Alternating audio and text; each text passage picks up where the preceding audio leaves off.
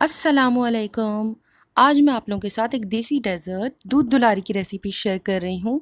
ये दावतों में आपको बहुत आम नज़र आएगा, लेकिन बहुत इजी और सिंपल रेसिपी है। इंग्रेडिएंट्स थोड़े से ज़्यादा हैं बट बनाना बहुत आसान है। तो आइए शुरू करते हैं। सबसे पहले मैंने आधा कप रंगीन सेवइयाँ ली हैं, जिसे मैंने पानी में बॉईल कर सेपरेट रख लिया है। आप इसे डायरेक्ट दूध में डालकर भी बॉईल कर सकते हैं, बट मैंने नोटिस किया है कि दूध में डालने के बाद इसका कलर ख़राब हो जाता है, इसलिए मैं इसे पहले पानी में बॉईल करती हूँ और इसके बाद इसे कस्टर्ड में शामिल करती हूँ।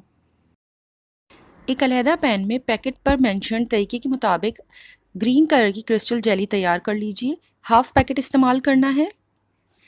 इसे आप किसी भी डिश में निकाल कर सेट होने के लिए छोड़ दीजिए। बाद में हम इसकी क्यूब्स कट करेंगे और सेम प्रोसीजर के तहत हमें half packet red crystal jelly को भी तैयार करना है।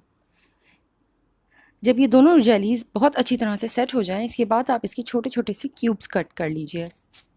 मैंने यहाँ 1 लीटर दूध लिया है, जिसे 10 से 12 मिनट के लिए हल्की आंच पर कुक होने के लिए छोड़ दिया और इसके बाद इसमें 3/4 से 1 कप तक आप चीनी शामिल करें और इसे 2 से 3 मिनट तक कुक कर लें ताकि चीनी अच्छी तरह से घुल जाए।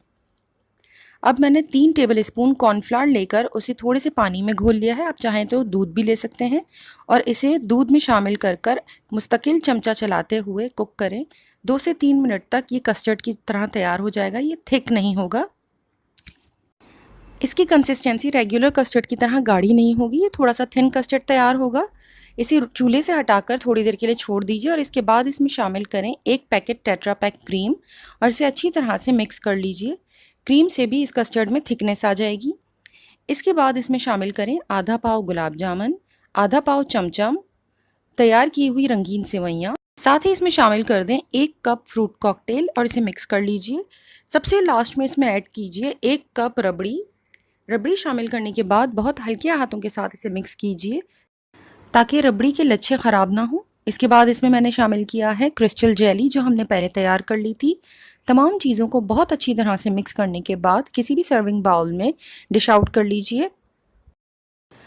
बहुत ही रिच डेजर्ट है, डाइट कॉन्शियस लोगों के लिए तो बिल्कुल भी नहीं है। और इसे गार्निश करने के लिए मैंने इस्तेमाल किए हैं क्रिस्टल जेली के क्यूब्स और थोड़े से चॉप्ड हुए हुए नट्स। अगर आपको ये रेसिपी पसंद आए तो प्लीज़ लाइक, शेयर और कमेंट कीजिए और मेरे चैनल को सब्सक्राइब ज़रूर करें। Thank you.